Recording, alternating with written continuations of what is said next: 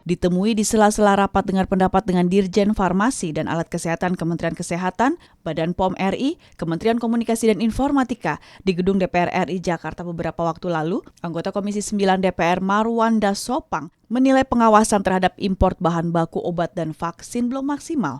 Hal itu terlihat dari masih banyaknya celah yang sering dimanfaatkan oknum-oknum tidak bertanggung jawab, sehingga banyak terjadi pemalsuan obat dan vaksin. Ada celah-celah di antara tempat impor dari negara asal sampai pemesanan dan lain-lain. Banyak celah yang bisa dilakukan oleh para pemalsu lah, katakan orang-orang culas. Banyak titik-titik yang bisa.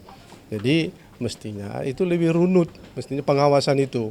Di titik mana? Hal senada disampaikan anggota Komisi 9 DPR RI Irgan Hairul Mahfiz. Irgan meminta Badan POM memperketat pengawasan terhadap bahan baku obat dan vaksin yang beredar di Indonesia, terutama bahan baku impor yang masih mendominasi di pasar dalam negeri. Terkait pemenuhan kebutuhan akan obat di dalam negeri, Irgan mendorong peningkatan koordinasi lintas kementerian dalam menyusun strategi, sehingga memperkuat kemampuan produksi obat dalam negeri tanpa bergantung bahan baku impor.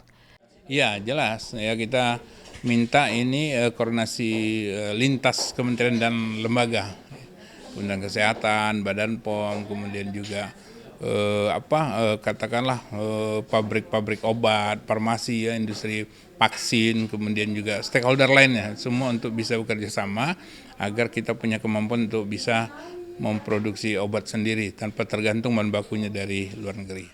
Helmi Darmawan dan Denus TVR Parlemen melaporkan.